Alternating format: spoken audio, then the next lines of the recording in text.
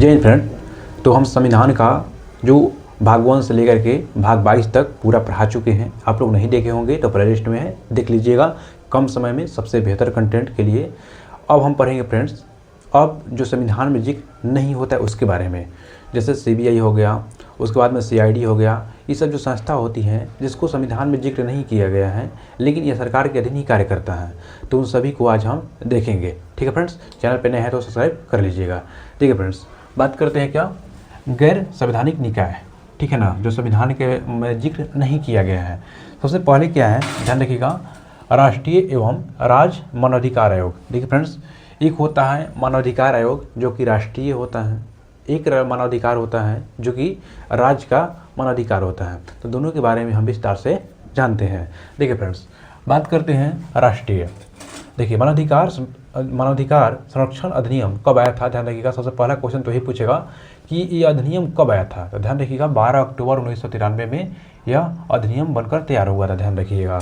और कितने राज्यों में बना था, ध्यान रखिएगा फ्रेंड्स, 25 राज्यों में इसको बनाया गया था। ठीक है, अब देखिए ये जो मानवाधिकार आयोग होगा किसके अधीन कार्य करता है, तो ध्यान रखिएगा यह जो केंद्र होता है, केंद्र के गृह मंत्रालय के अंतर्गत आता है। केंद्र के गृह मंत्री कौन है अभी फिलहाल में, तो ध्यान रखिएगा अमित शाह जी हैं, तो उन्हीं के अंतराल में ये काम करता है। ठीक है, तो ध्यान रखिएगा।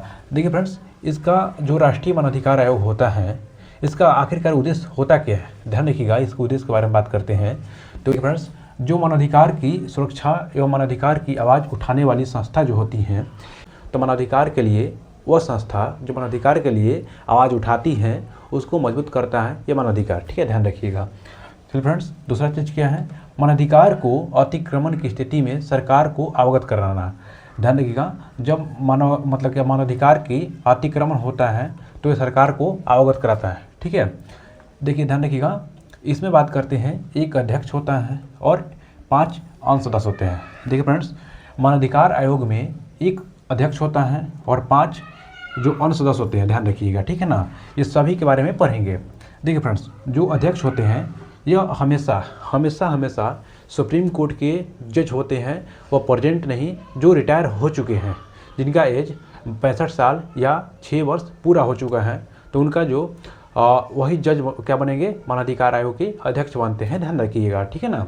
अब देखिए फ्रेंड्स, अन्य जो 5 बचते हैं इनमें से एक जज होना चाहिए और एक सदस्य जो होना चाहिए जो हाई कोर्ट का जज होना चाहिए। ठीक है ना। देखिए फ्रेंड्स, जो मेन होते हैं एक अध्यक्ष जो कि सुप्रीम कोर्ट के मुख्य न्यायाधीश होते हुए रिटायर हो चुके हैं वो होंगे। जो अन्य 5 बचेंगे, 5 में से एक जो होंगे वह जज होना चाहिए और एक जो होंगे वो क्या होते हैं फ्रेंड्स, वह हाई कोर्ट के रिटायर जज होते हैं। ठीक है, बाकी 3 जो बचे वह मानवाधिकार का वह अच्छा जानकार होना चाहिए। ठीक है ना, इसीलिए मतलब कि 6 सदस्य होते हैं इनमें। ठीक है, देखिए अब बात करते हैं फ्रेंड्स नियुक्ति। इनकी नियुक्ति कौन करता है, देखिए नियुक्ति की बात करते हैं तो राष्ट्रपति द्वारा की जाती है। देखिए फ्रेंड्स, जो जब मानवाधिकार आयोग का अध्यक्ष की नियुक्ति किया जाएगा तो राष्ट्रपति ही करते हैं, लेकिन किनके किनके सिफारिश पर किया जाता है, ध्यान रखिएगा। कौन कौन करता है, प्रधानमंत्री करते हैं। उसके बाद में जो राज्यसभा या लोकसभा के विपक्ष के नेता होते हैं उनके भी सलाह से किया जाता है। गृह मंत्री भी शामिल होते हैं। देखिए कौन कौन शामिल होता है, ध्यान रखिएगा। PM होते हैं प्रधानमंत्री, उसके बाद में लोकसभा के अध्यक्ष शामिल होते हैं, opposite leader of both houses, यानी जो लोकसभा के अध्यक्ष होंगे प्रधानमंत्री होंगे और जो लोकसभा राज्यसभा की अपोजिट लीडर होते हैं। जैसे लोकसभा के कौन है विपक्ष के नेता, तो राहुल गांधी है, तो वो दोनों लोकसभा और राज्यसभा का होना चाहिए। ठीक है ना, ध्यान रखिएगा। देखिए फ्रेंड्स, अब बात करें गृह मंत्री। गृह मंत्री भी होना चाहिए यहाँ पे। ठीक है, आप फाइनली नियुक्त कौन करता है, राष्ट्रपति नियुक्त करते हैं। अब देखते हैं कार्यकाल। देखिए फ्रेंड्स, इनका जो कार्यकाल होता है 3 वर्ष या 70 वर्ष की आयु तक होना चाहिए। देखिए कैसे होता है फ्रेंड्स, अगर कोई व्यक्ति 3 वर्ष का कार्यकाल, देखिए फ्रेंड्स ऐसे हम समझिए, मान लीजिए कि एक व्यक्ति है, उनका उम्र मान लीजिए कि कितना है, ऐसे समझिए फ्रेंड्स। देखिए कोई व्यक्ति है, उनका जो एज वर्तमान में 68 वर्ष मतलब 68 ईयर हो रहा है। ठीक है, जब वो मानवाधिकार आयोग का अध्यक्ष बनेंगे तो उनका जो कार्यकाल होगा 2 वर्षों के लिए होगा। क्यों होगा 2 वर्षों के लिए? क्योंकि अंतिम 70 वर्ष तक वो रह सकते हैं।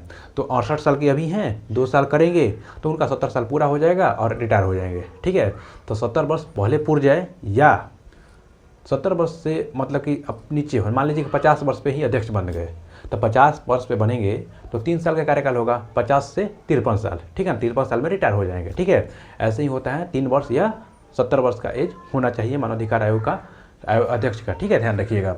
अब देखिए फ्रेंड्स, अब बात करते हैं जो राज्य का मानवाधिकार आयोग होता है। अब तो एक केंद्र वाला पढ़ रहा था, ठीक है ना। राज्य के बारे में बात करते हैं तो इसके बारे में देखते हैं इसका संरचना क्या होता है। देखिए इसमें भी क्या होता है, एक अध्यक्ष होते हैं और 2 अन्य सदस्य होते हैं। ध्यान रखिएगा, इसमें एक सदस्य और 2 अन्य लोग होते हैं। ठीक है, इसका जो अध्यक्ष होता है वो हाई कोर्ट के रिटायर्ड जज होना चाहिए। देखिए फ्रेंड्स, जो राज्य का बात करते हैं तो हाई कोर्ट यानी जो हाई कोर्ट होता है उसका जो रिटायर्ड जज होते हैं वो अध्यक्ष के तौर पे उनको चुना जाता है। ध्यान रखिएगा, ठीक है फ्रेंड्स। और जो अदर जो बचे 2, ठीक है ना, एक हाई कोर्ट का जज मतलब कि हाई कोर्ट का जज वर्तमान होना चाहिए और एक जिला जज होना चाहिए, जिला का जज होना चाहिए। ठीक है ना, यही 3 लोग शामिल होते हैं इसमें। ठीक है, देखिए राष्ट्रीय राज्य सूचना आयोग। अब बात करते हैं फ्रेंड्स राष्ट्रीय राज्य सूचना आयोग के बारे में। ये क्या पढ़ रहे थे, राष्ट्रीय एवं राज्य मानवाधिकार आयोग पढ़ रहे थे, जो कि 12 अक्टूबर 1993 में आया था। अब बात करते हैं फाइनली राष्ट्रीय राज्य सूचना आयोग के बारे में। तो ध्यान रखिएगा, यह 2005 में स्थापना किया गया था इसका।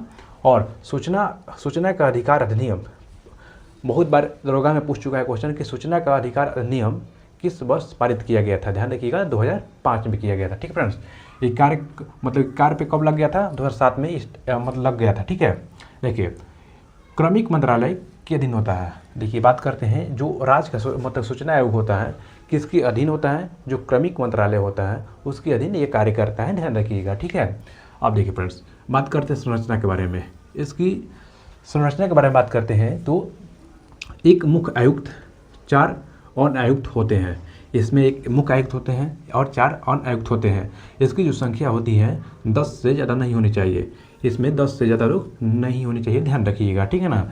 इसकी जो नियुक्ति करता है राष्ट्रपति करते हैं, प्रधानमंत्री और लोकसभा और राज्यसभा के विपक्ष के नेता होते हैं, और जो केंद्रीय मंत्री एक होना चाहिए। ठीक है, देखिए फ्रेंड्स, जो ये राष्ट्रीय राज्य सूचना आयोग जो होता है इसका अध्यक्ष का नियुक्ति जो करता है वो राष्ट्रपति ही करते हैं प्रधानमंत्री की सलाह पे, और साथ साथ कौन रहता है, लोकसभा और राज्यसभा के विपक्ष का नेता होता है वो भी शामिल होते हैं, और एक केंद्रीय मंत्री भी शामिल होते हैं, तभी इनकी अध्यक्ष को चुना जाता है। ठीक है, ध्यान रखिएगा।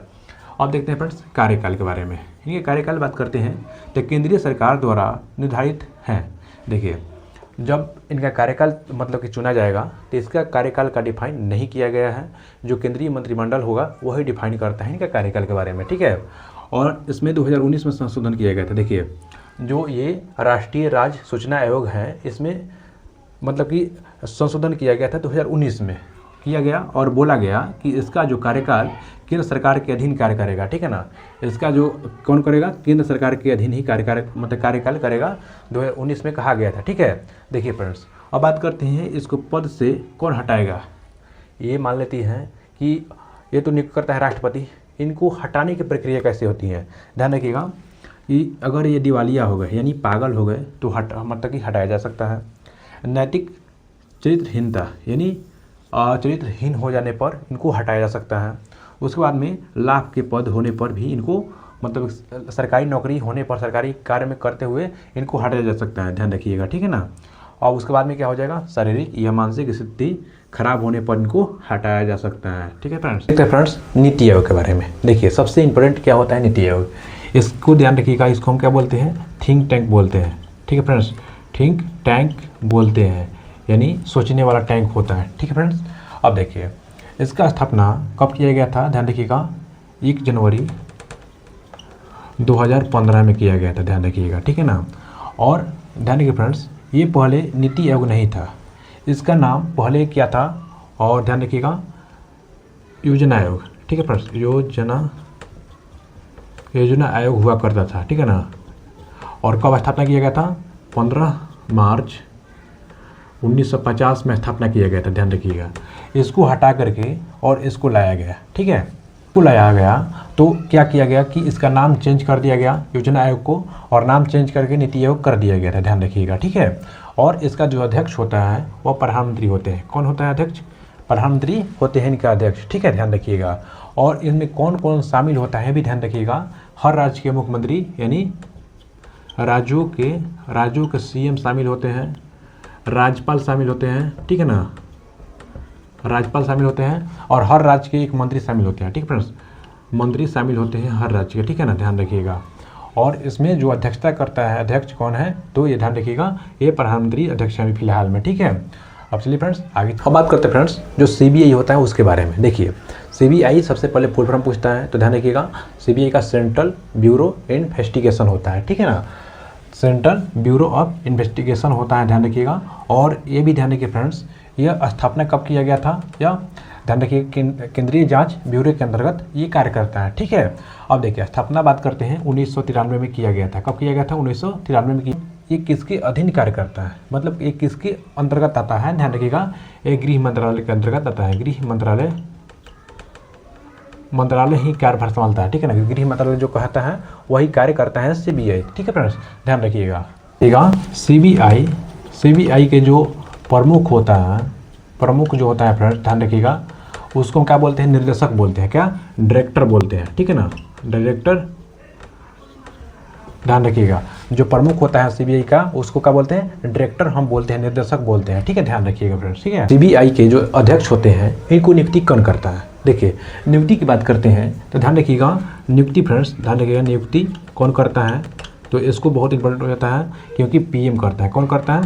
प्रधानमंत्री करते हैं। किसके सलाह पे करते हैं? ध्यान रखिएगा, या जो अपोजिट लीडर होता है यानी विपक्ष का नेता, ठीक है ना, विपक्ष का नेता होता है जो कि लोकसभा और राज्यसभा, ठीक है ना, लोकसभा और राज्यसभा के जो विपक्ष नेता होते हैं उनके सलाह पे क्या किया जाता है। और इनमें एक और व्यक्ति शामिल होते हैं, कौन होते हैं? तो ध्यान रखिएगा, मुख्य न्यायाधीश होते हैं। क्या होता है फ्रेंड्स? मुख्य न्यायाधीश शामिल होते हैं इसमें, ठीक है, ध्यान रखिएगा।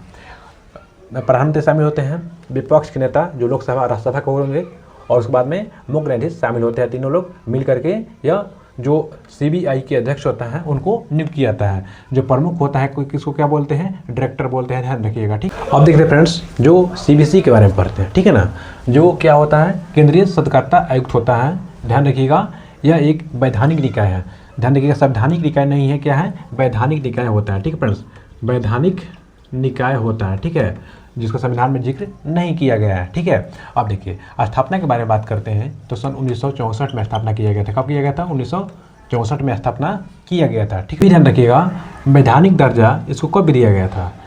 2003 में, ठीक है फ्रेंड्स, 2003 में इसको वैधानिक दर्जा मतलब दर्जा दे दिया गया था, ध्यान रखिएगा, ठीक। इसको वैधानिक दर्जा 2003 में दिया गया था, ध्यान रखिए।